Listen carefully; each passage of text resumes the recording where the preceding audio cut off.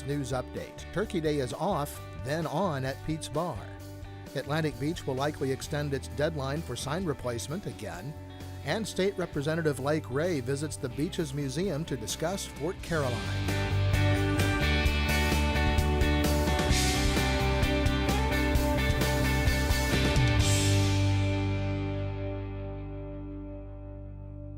Welcome to the Island Times News Update. I'm Tom Patton. For a while this week, it looked like the tradition of heading to First Street in Neptune Beach for a Bloody Mary at Pete's Bar on Thanksgiving morning was not going to happen, and there are still some questions about the event. Tuesday, Nancy Jensen, one of the co-owners of Pete's Bar, announced that the business was unable to afford to put on the event and it would be canceled. Last year, the city of Neptune Beach contributed about $2,000 for security, barricades, and sanitary facilities for the event, but told Jensen and her son Tom Whittingslow that since it was a for-profit event, they'd be responsible for picking up the costs this year. By Thursday, the event was back on after owners of the bar, city officials, and even Representative Janet Adkins heard from people who said they were disappointed about the event's cancellation, and some longtime Beaches residents said they'd be on First Street Thanksgiving morning whether Pete's was open or not. But Neptune Beach is standing by its decision not to fund the event out of its general fund this year. City Manager Jim Jarbo said that Police Chief David Sembach offered to donate his time to be at the event, but that the participating businesses that make considerable revenue from the popular street party would be responsible for security, sanitation, and insurance. The city will vote Monday on whether to issue a permit for Turkey Day, but Mayor Harriet Pruitt said that it should not be the responsibility of the taxpayers to pick up the tab for a for-profit event. In Atlantic Beach, the City Commission Monday night asked the city staff to make a recommendation for extending the deadline for businesses to bring signs into compliance with an ordinance that was passed in 2002 and extended in 2011.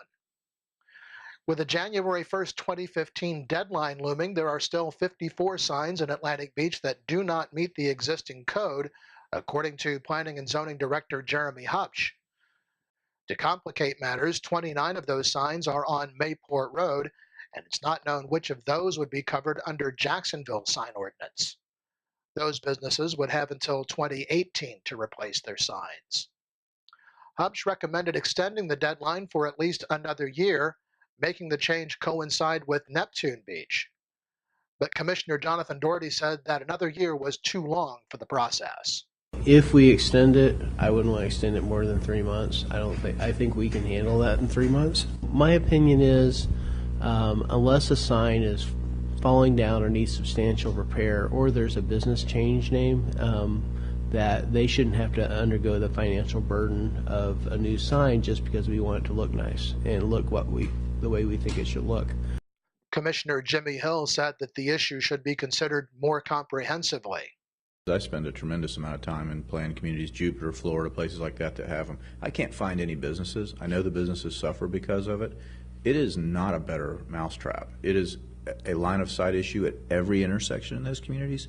It is a muddling government failure is what it is. Mm-hmm. And I hate to say it, I don't love big giant high-rise signs either, but if it's between looking through a marquee sign at 8 foot on ground level, I would rather see the pole in 15 feet or 12 feet or something of that nature so that I can see safely to drive. My priority is there. I don't want to go back and reinvent the wheel, but I have a real problem with marquee or 8 foot wide signs. The commission moved the issue to the next meeting, asking Hupsch to give the panel some idea of how long the moratorium needs to be extended. Later in the meeting, the commission got into a lengthy discussion about a proposed $1.6 million project for Seminole Road between Atlantic and Five Points that would improve drainage and add parking pads to the street, but the plan has run into opposition from some residents of the road. Seminole Road is considered a main artery for Atlantic Beach, and the city's code does not permit parking on a street that carries that designation. At the commission meeting Monday night, Public Works Director Douglas Layton discussed some of the concerns he's heard from the public, both in emails and from a town meeting held recently to discuss the project. Mostly, while some residents were anxious to have a parking spot in front of their homes, others were not so enthusiastic. Commissioner Jimmy Hill said allowing parking on Seminole Road could begin to change the character of the entire city. I don't think as a community we should go to street side parking as a style of mitigating a situation when property owners have more than enough land to mitigate their own parking scenario on their property. What we maybe should do is allow them access to their property through a curb process, a driveway type situation or something if there's an issue.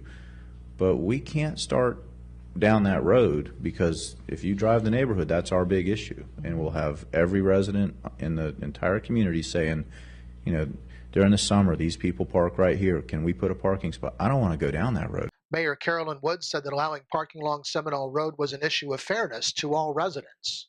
A lot of people park in the street, and so is it that you are providing parking for these people, or is it that you're denying citizens a place to park that other citizens are afforded? You know, it's you got to look at it both ways. But Commissioner Maria Mark was also not convinced the plan was a good idea. You know, our ordinance says there's no parking on those 10 roads that's listed in our code, and I just feel like if we have an exception here for Seminole Road and allow this on-street parking regardless of where and regardless of how many, that's going to open up that proverbial, you know, Pandora's box.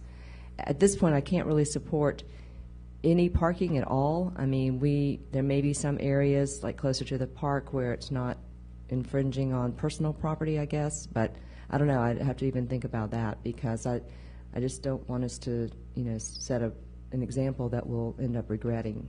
The plan was not an agenda item that was up for a vote Monday, but it will be discussed at a later meeting, though no date for that discussion has been set.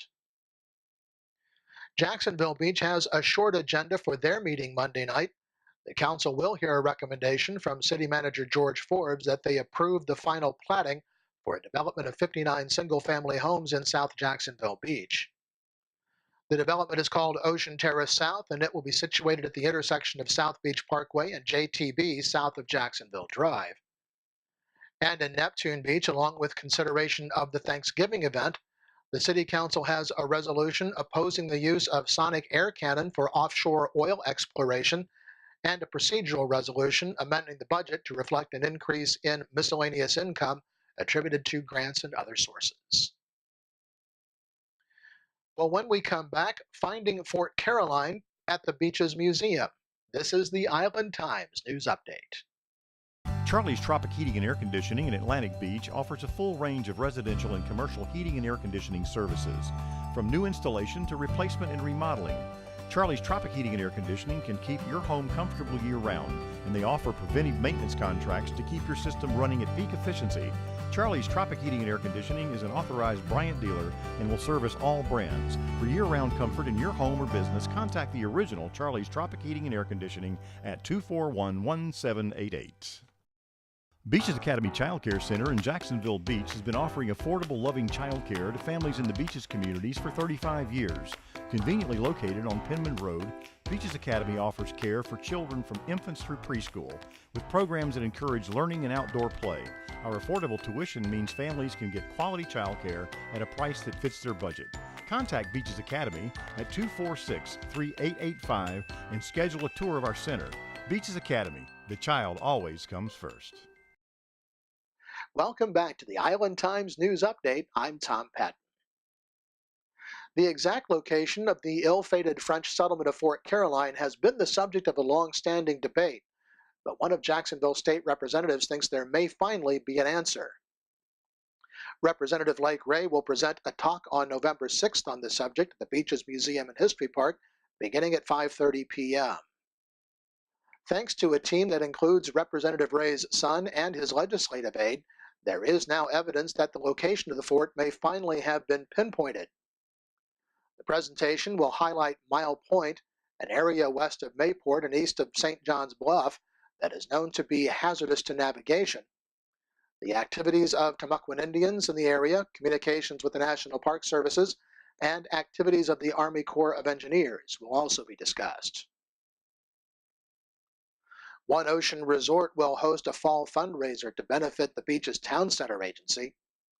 The Full Moon Party raises money to fund the beautification projects around Beach's Town Center.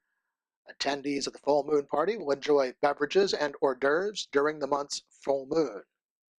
The event will be held November 5th from 7 to 11 p.m. Tickets are $75, and the theme for the event this year is the Roaring Twenties. Players by the Sea will hold auditions for A Lesson Before Dying, a play by Romulus Linney, on November 8th at 1 p.m. There are roles for 2 women and 5 men. The auditions will be a cold reading from the script. Men are asked to wear a nice dress shirt with tie and pants. Women are asked to wear dresses, and everyone is asked to wear dress shoes. Well, the National Weather Service says it's going to be chilly and breezy over the weekend to open up November, then warming up beginning Monday. Look for highs in the 60s and lows dipping into the upper 40s on Saturday night, then highs back into the 70s on Monday and Tuesday. Meanwhile, don't forget to set your clocks back an hour on Sunday as we move back to standard time. The Island Times is always digital, always free at www.theislandtimes.com. Become a subscriber and get updates on news from the Beaches communities delivered right to your email box. And don't forget to like us on Facebook and follow us on Twitter. I'm Tom Patton. Thanks for watching.